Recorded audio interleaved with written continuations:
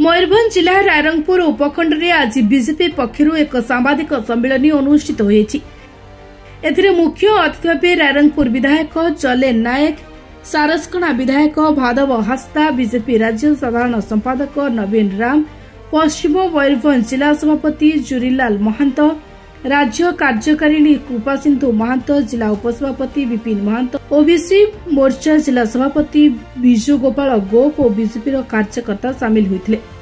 इस सांबादिक सम्मेलन मुख्य उद्देश्य केन्द्र में बीजेपी 11 वर्ष और ओडिशा रे बीजेपी 1 वर्ष पूर्तिर सफलता और लोकमानक पई राज्य सरकार और केन्द्र सरकार उपलब्धि समस्त मध्य आलोचना करने,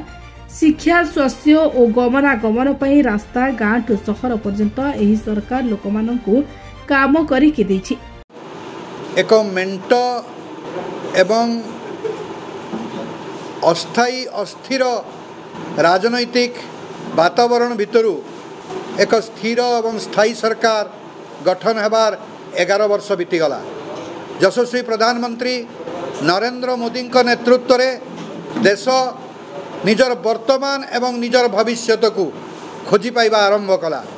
ठीक सेहीपरि 24 वर्षर एक स्थाणु सरकार को हटई सारा ओडिशा रे एक नीरव विप्लव हो गला एवं जड़े अपहंच मुख्यमंत्री जड़े लोकंक मुख्यमंत्री पाखे पहुँचापी ओडिशा जनसाधारण जो राय 2024 निर्वाचन रे एवं तापरे यशस्वी मुख्यमंत्री श्री मोहन चरण माझी नेतृत्व में भारतीय जनता पार्टी सरकार को मध्य 1 वर्ष बीती जाइछि। तेणु उभय भारत वर्ष रे 11 वर्षर शासन पूर्ति एवं ओडिशा रे 1 वर्षर शासन पूरण सही अवकाश रे सारा ओडिशा रे सांबादिकों माध्यम रे भारतीय जनता पार्टी जनसाधारण को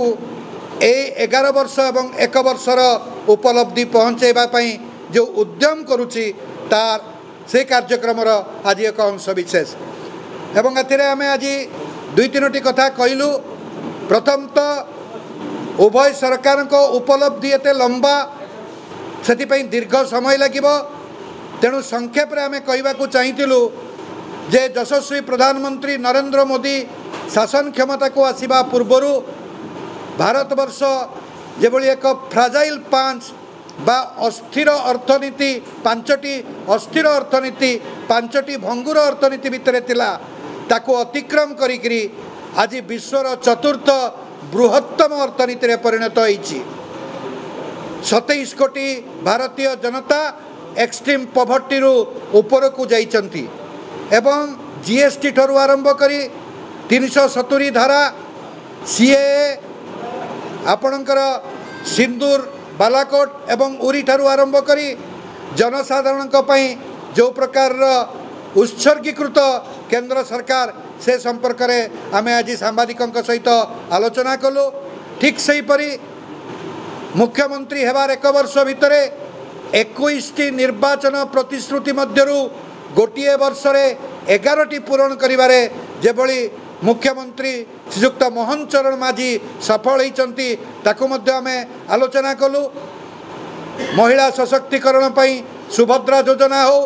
कृषकों को तांकर न्याय्य प्राप्य देवा पई 800 टंकार इनपुट सब्सिडी हो, युवक मानक पई नियुक्तिर संभावना हो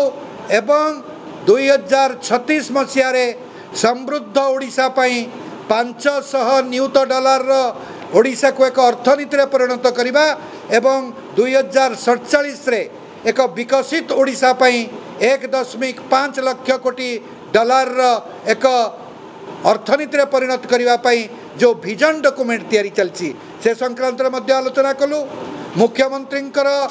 जो प्रकार जनशुणाणी होउछि एवं सेतरे जो 86% आज अभियोगर समाधान हो पारी से संक्रांत में मध्य आलोचना कलु एवं ओडिशा को 2047 सुद्धा भारतवर्षर 5म बृहत्तम अर्थनीति रे परिणत करने मुख्यमंत्री जो संकल्प से संक्रांत रे गणमाध्यम माध्यम आम जनसाधारण निकट में ए वार्ता पहुँचलु। मयूरभंज रायरंगपुर रो संतोष कुमार अग्रवाल का रिपोर्ट निरपेक्ष।